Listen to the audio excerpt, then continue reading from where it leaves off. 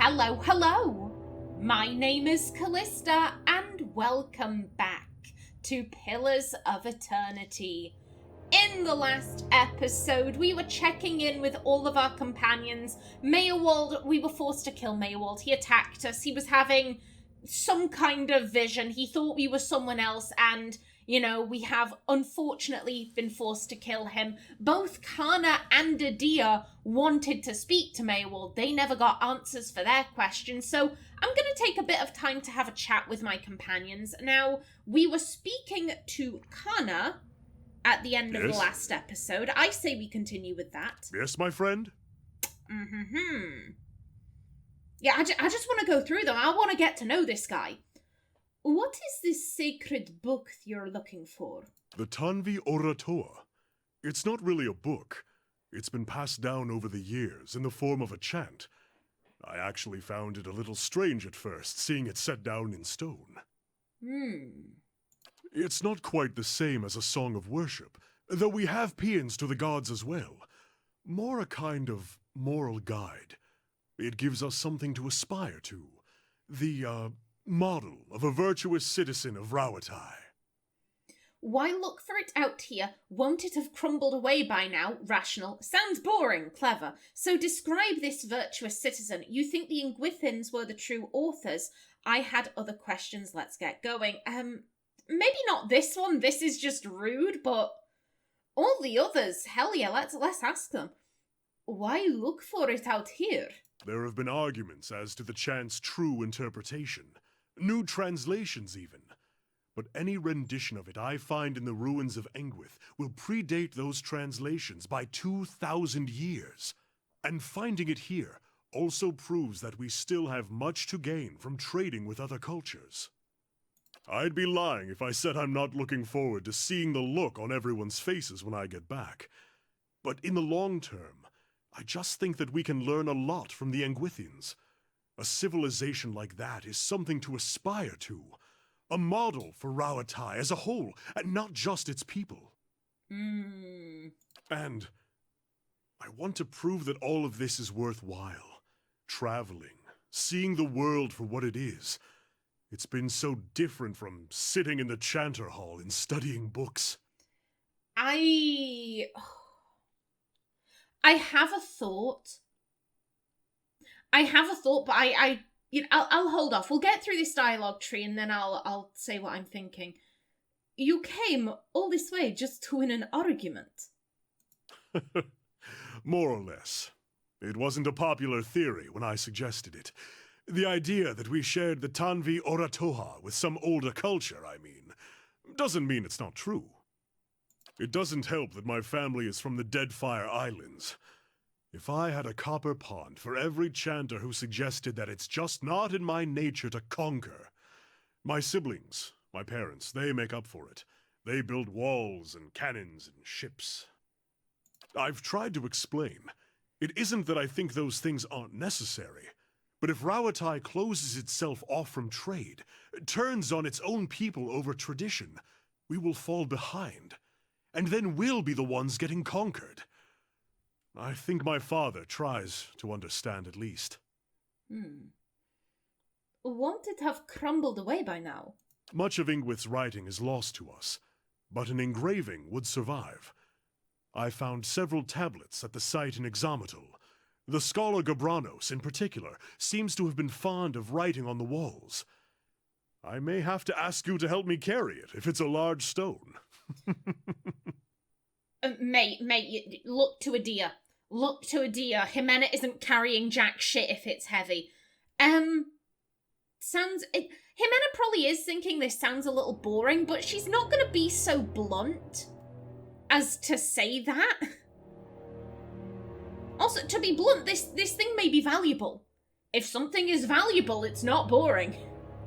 So describe this virtuous citizen. Dutiful, learned, honest.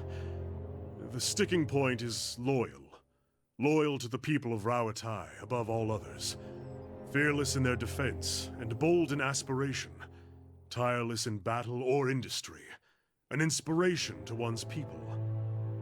But it seems it's not that far a leap from there to the idea that we must cast out foreign influences. Is that what you aspire to be? Doesn't everyone want to be a good citizen? Kana looks away. Ximena. Ximena doesn't. Ximena's just off in a corner like, I want my money. Just like gyrating, like, give me that coin. You think the Engwithans were the true authors? I don't know that the distinction is necessarily important. Rauatai has a long history, and our people have come from many different places. It matters less who wrote it than that I have found pieces of the verses all around the world. Wherever it came from, it will be Rauatai that decides what becomes of it. All the races and peoples of our kingdom coming together to create a great empire. You see, then, that I am loyal in my way. I had other questions. Ask all you like. A chanter's purpose lies in the telling of stories. Mostly true stories at that. Okay, so I'm thinking, based on my knowledge of dark fantasy and the fact that this Tanvi Oratoa, it is supposed to say like, oh, this is what a virtuous citizen is. I get the feeling that when he finds it, it's actually not gonna be like, oh, this is how to be a virtuous citizen, and maybe it's more like, considering what we've already seen of this game so far, where they're willing to go, I'm betting that this is like a rapist's guide.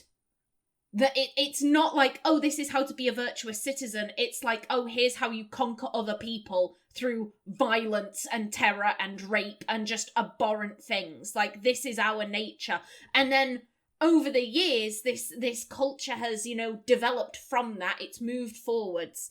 They still have a thing about conquering, but they're no longer like that. Like, I get the feeling that the virtues that this Tanvi Oratoa is going to be describing, it's going to be stuff that he would be like, this is abhorrent, this isn't right, this is awful. Like, that's where I think this may end up going, because it's not going to be like, oh, we found it, and it's lovely, it says be kind to people, and hold hands with your neighbour, and sing Kumbaya. Like, it's not going to be that. I guarantee it's not going to be that. It's going to be something horrific. You're being hunted by the leaden key. So it seems. It's all rather absurd.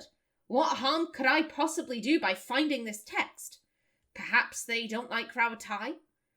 How did this all begin? I ran into them in Adir, or rather they sought me out. In Adir, there were many people who had observed the Engwithan ruins in the Deerwood, and I spent some time conferring with experts. In the libraries, I found accounts of sites in Ximena. I want to say Ximena, but I believe it's Ximena. And it was there I travelled next. But just before I found myself... just before that... There's a word there.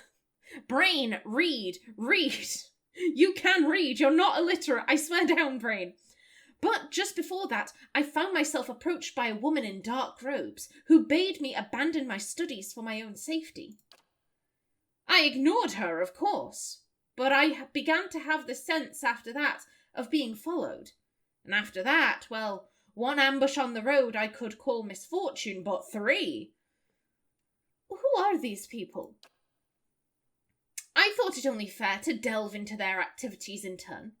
I found word of a leaden key, but past that it was all ravings and superstitions. I might as well have gone around asking whether someone had ever seen a whale flying through the air. Some might well tell me, yes, but the validity of their account is questionable. You don't seem particularly worried about this. They haven't had much luck. The last one came up on me at a dig site and slipped on a muddy beam. I tried to catch him. Reflex, I should think. But he went right over the side and down 100 feet. I'm not really sure what he had in mind, but I doubt that was it. I had other questions. Yeah, I mean, if they're sending clumsy assassins after him, like that would put Ximena at ease a little bit. Do you know anything about this place? What don't I know? Actually, quite a lot. There isn't very much known about the Endless Paths. By anyone, I mean... Oh, sorry, I'm like... My eyes are kind of darting all over the sentence, and it's fucking me up. What don't I know? Actually, quite a lot. There isn't very much known about the Endless Paths. By anyone, I mean. We're writing the history books as we speak. Or, walk. What I do know is that Odnua is said to have been a great king, ruling over a host of men and women, and he built this place as a monument. But the paths have been here 2,000 years. The Adherans claimed it after them, and after them in turn came a host of treasure hunters and explorers. I'd wager there are bones down here for every era. Ooh. Let's be on our way. Okay. Good chat, Kana. Good chat. Durance. Oh, buddy, you are not looking so good. Durance, you looking fucked up. We'll rest. We'll rest eventually, I swear. And what must you say now? I had questions I wanted to ask you. If doubts and curiosity plague you, you're skinning your knuckles on the wrong door. Now, here's the thing. I'm pretty sure I was kicked out of these lines of inquiry before I had finished them, but I can't remember.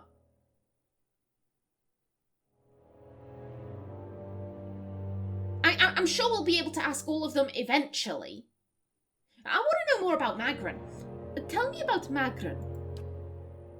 Oh, you know her. You must. He gives a bitter chuckle. Then his tone evens out. She's a many-headed bitch. Ooh, okay. Okay. What is your view on Magran? She's a goddess, as fickle as they come. And with all the failings you'd expect of an empress and a whore. Too many eyes, too many wants, too much to hold on to. That's the failing of a god.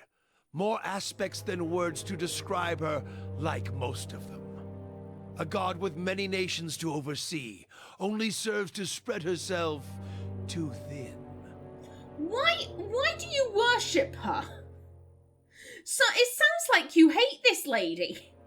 Lady, god, goddess. Like, it sounds like you absolutely despise her. Durance is an interesting character because on one hand I'm like, you disgust me a little bit. Of all the companions that we have, like, you know what? I'll give my thoughts on them. I like Adia. He has hidden depths. When I first encountered Adia, I thought he was just going to be like this, you know, stereotypical, I want to say Alistair-like, but Alistair has depth. Like, I'm not trying to slag off Alistair from Dragon Age Origins. He's one of my favourite characters in that game, but I guess they're similar in that way. You meet them and you think, oh, you're just this kind of bog standard warrior. And then as the story progresses, it's like, wait, what? Wait, what? Wait, what?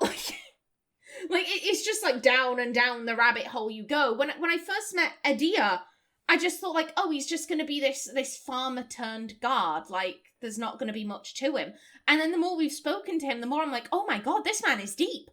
This man is deep. This is great.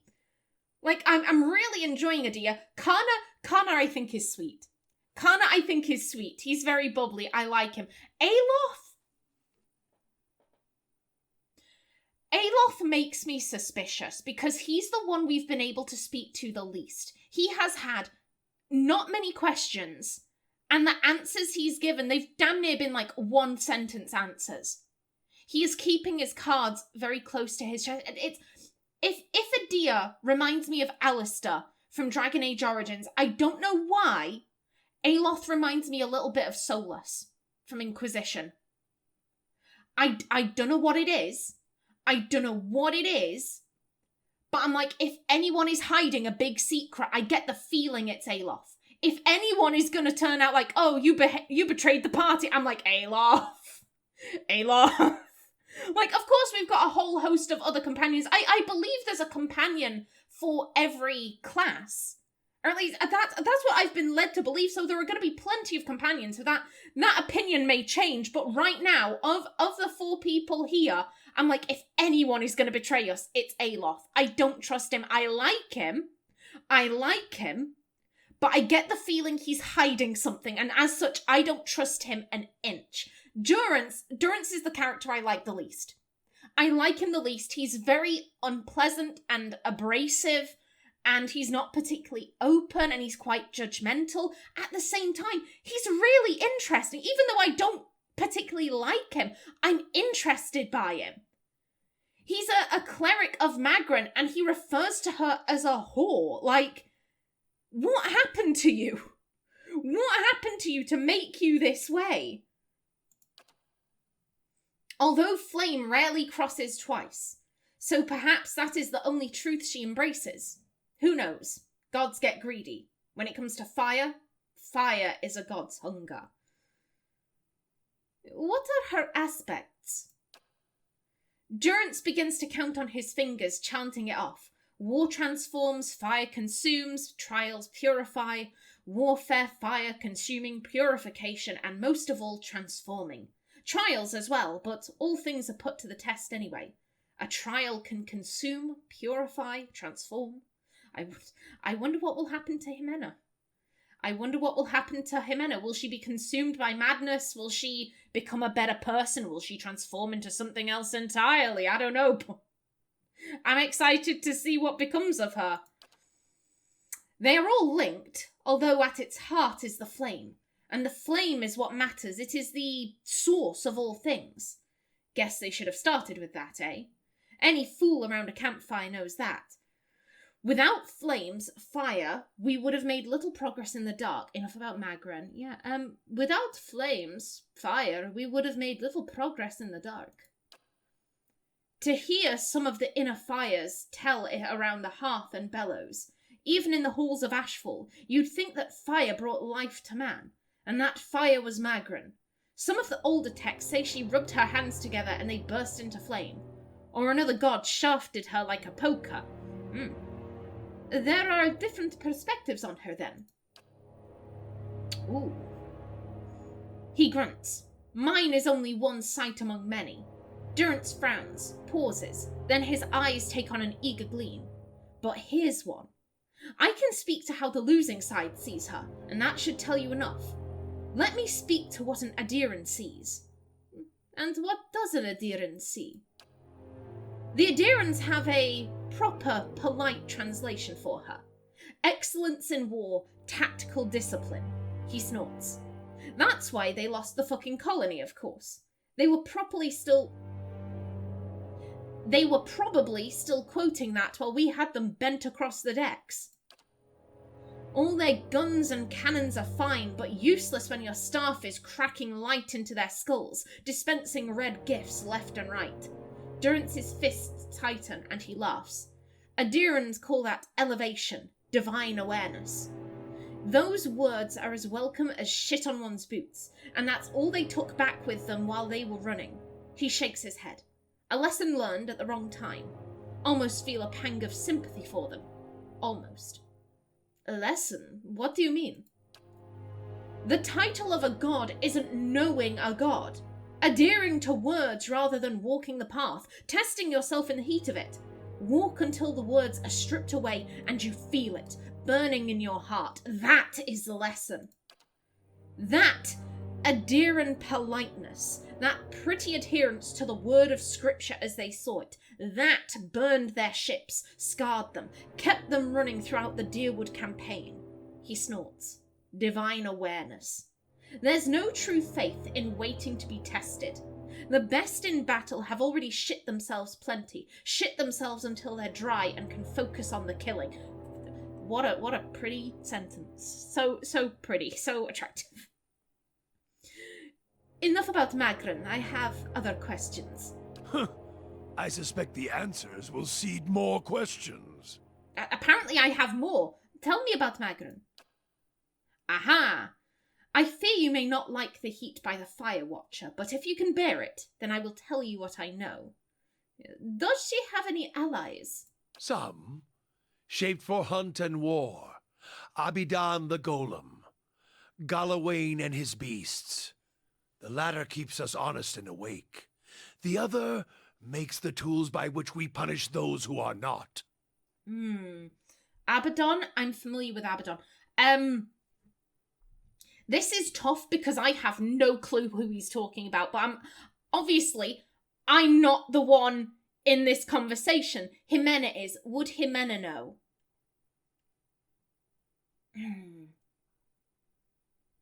I think Ximena would know all about Ondra, because again, she is moon godlike, and those are the godlike that are touched by Ondra. And I think it would make sense, especially considering, easily one of the scams she will have pulled is like, oh, I am chosen by Ondra. I hear her voice. Oh, she speaks to me. Like, oh, if you give me money, I will give you her blessings direct from her. Like, I guarantee she has pulled scams relating to Ondra, and as such, she would have done like all of the research to know. So if someone said, "Oh, what about such a thing?" Oh, yes, that is Ondra's BFF. They're besties in heaven or wherever they live. I don't know where the gods live in this universe, but yeah, like she would know all of Ondra's besties and all of the people Ondra hates. This is Magran. I don't think she'd really know much about the other gods. Also, that is convenient, because I get to ask questions and I get to learn more about this universe. Abaddon? Not surprised you haven't heard. More gods than weeds in a field, and those are only the ones of this lifetime. They come and go, but are always here at the same time. Abaddon used to look human, Durance grunts. Got killed, then built a new body for himself. Transformation, with Magran's help. Perhaps she needed her own blacksmith to tend the fires. If so, Abaddon serves it. Durance frowns. He's a weapon, a tool, not a god in my mind. Still, the people of Deerwood, the cities especially, hold him dear. So be it. Although if the reward for hard work, I'm sorry, I just saw the word cock and I was like, what the fuck?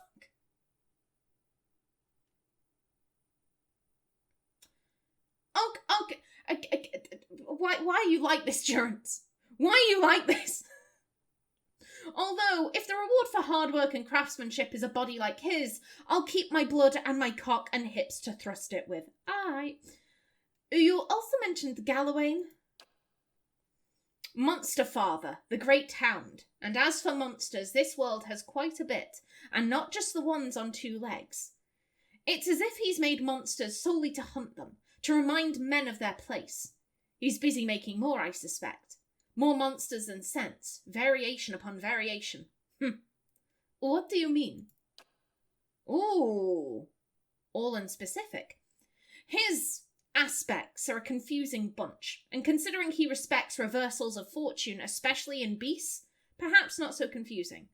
No reason why... I'm sorry, just why are you calling the Orlans filthy? I'm so sorry, I'm keep getting distracted, but Durance says a lot of things that are distracting. Durance chats a lot of shit. No reason why Magran and he share a bed in my eyes, even if he does believe in the trial. A filthy Orlan god, in many ways, howling and mewling perhaps like they do. They can keep their beasts. I'll take fire and weapons any day. Why are you slagging off the Orlans? What have the Orlans done? I wanted to ask you something else about Magran. Stare too long into the fire, you might blind yourself, Watcher, he chuckles. That and touching yourself might do the same. Don't think about me touching myself. I saw you looking over me before. Don't put that thought out of your head. Who are her enemies? Before, when you asked about allies, well now, ally, enemy, that's a skin's edge of difference in history's eye. But there were enemies. Were. Aethys. Durance gives a cold grin, nods. But we sorted that out. Then Hylia and her queen's crown of feathers and birds. He sneers. Perhaps she claims to see the world from her perch. I hope she saw what happened to Aethys, and if she dares to walk upon an earth where such fire runs. Her temples are things of windows and twittering music. If a bird falls, know that it's a victory. Seeing another set of darting eyes from that feathered bitch die is a pleasure to me. What's Hylia done to you? You bear her a lot of rage. She and her clergy offered to shelter the Eothosian since his death. His humiliation.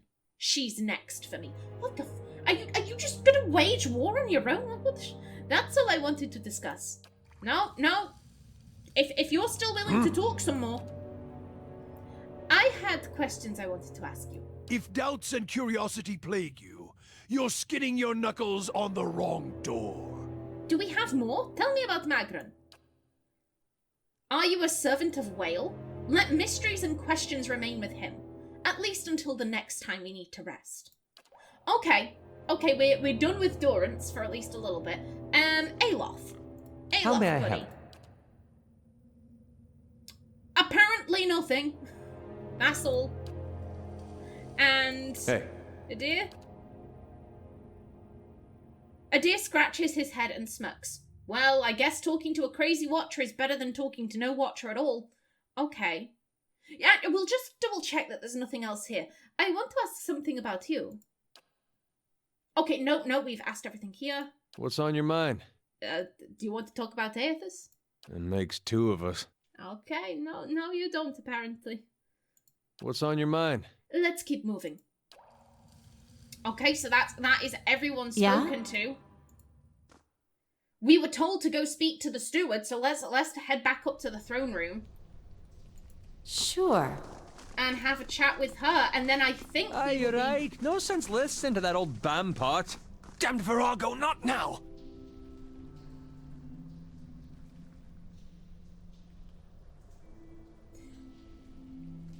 Okay, I'm like,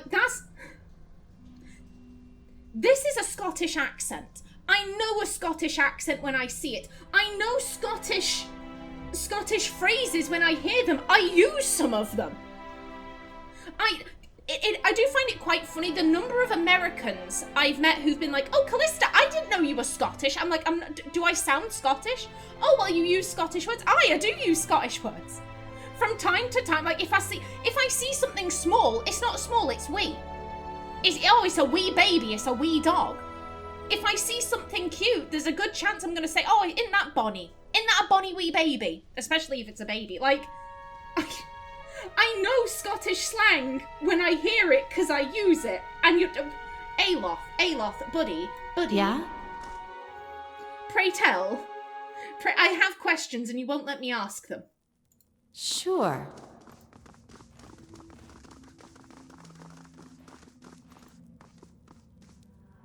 I felt Maerwald's passing. You slew him. He gave me no choice. The old fool was barking mad. I did him a favour. No. Several of him. Again, I don't think Ximena takes any pleasure in what happened with Maerwald. She takes no pleasure there. He gave me no choice. It saddens me to hear it. But part of me is grateful to no longer have to wait and worry in darkness. This place has always known its master, long as it's had one. It has a will all its own, which has little to do with the castle and much to do with the land it's built on. It looks to you as Maerwald's successor now, whether you care for it or not. A dubious honor, inheriting a fortress both broken and cursed. But in the right hands, it could be so much more. If you had only seen it in its day. Will you stay? Your stronghold is now available. You can manage your stronghold at any time through the castle icon. We have a castle. Maerwald said I must go to the City of Defiance in search of the Queen. I've always wanted my own keep, even if it is a little cursed. What do I want with a ruin? I mean, we can sell it. That's what Ximena's thinking. She's thinking, if I can track down the right buyer, we can sell this place and make big bucks. We could run tours. There are plenty of people who want to look at ghosts and shit. Plenty of people. Come on down to Cadnua. We're running ghost tours. That might be more profitable. Ooh. Options. option. That's what Ximena's thinking. She's like, how can I use this to make money? Yeah, but the keep is lovely. You know, it might make us some money in the long term. And I don't want to die. I don't want to go crazy. Maerwald said that I must go to the City of Defiance in search of the Queen. The energy seems to drain. The energy seems all at once to drain from the air. I see. If it's Defiance Bay you seek, I'm sorry to tell you that you've come a long way for nothing. The Eastern Barbican collapsed decades ago, and Maerwald never got around to rebuilding it. The road here is a dead end. He got as far as gathering materials before his mind became preoccupied. I could make arrangements to have it repaired if it is your will. When it ceased to be the previous master's will, I became powerless to do anything about it, for what am I but the master's instrument? It would take time. My time is about to go off. There we go. It would take time, but far less than finding another route to Defiance Bay. How do I repair the Barbican? What does being the master of Cadnua entail? What did you mean when you said this keep was cursed? Time to find this queen in the City of Defiance. Yo, let's go through them. How do I repair the Barbican? Maerwald set aside materials for the Barbican, and they are still available to you. In the future, if you wish to make further repairs to the keep, we will need coin for supplies and labour. What does being the master of Cadnua entail? Why, there are many responsibilities involved in maintaining a keep. The extent to which you wish to get involved is entirely up to you, of course. Part of the reason I am here is to ensure that things run smoothly in your absence, provided we have been given instruction. If you instruct me on which repairs you wish to conduct next, I will make the necessary arrangements. These may take some time to finish, but each will provide you with additional resources once they are complete. Given somewhere to place them, we can hire tradesmen to provide you with supplies or ingredients. Repairing the keep will raise your prestige, and draw both helpful individuals and unwelcome attention from bandits and opportunists. If we can raise the keep's security in turn, these will become less of a concern. You should know, however, that the position does come with some risk. Your name will grow in fame, and you must contend with threats to the keep. And then there are other things. Was there anything else, my lady? What did you mean when you said this keep was cursed? Maerwald's curse was his own, a watcher's curse. But his predecessors have not fared better. There is a presence within the keep, or rather far beneath it. At least such has been the conclusion drawn by all who have come to this place. For what spirits still linger in the endless paths oft speak of a master below. Ooh. Every effort to settle here has failed, from the time of our Adiran colonists onwards. Beasts rise from the endless paths until the new lord or lady is no more. The one who dwells below, this master, does not tolerate rivals, it seems. I have seen from time to time intrepid explorers descend to lay claim to what answers they can, but none return. This is the force which has kept Cadnua a barren ruin, and robbed me of my hopes. The endless paths! That, my friend, is where I must go, where we must go if you will go with me. Whatever devils lie beneath, think too what knowledge we will find. Perhaps this master speaks Adiran. I'm thinking to myself, I'm like, my timer has already gone off. You know, I'm going to cut the episode here. We're talking about something new. We're talking about the endless path. So in the next episode, we'll finish off speaking to the steward. We'll have a chat about these endless paths. And then, where do I want to go from there? We can have a chat about it then. So, until the next episode, please remember to like if you enjoyed, leave a comment below, and if you wanted to subscribe, it would be very much appreciated. A special thanks to my channel members such as SM2K, Christopher K. Davis, and CGG. I've been Kallista. Thanks for watching, and see you in the next episode.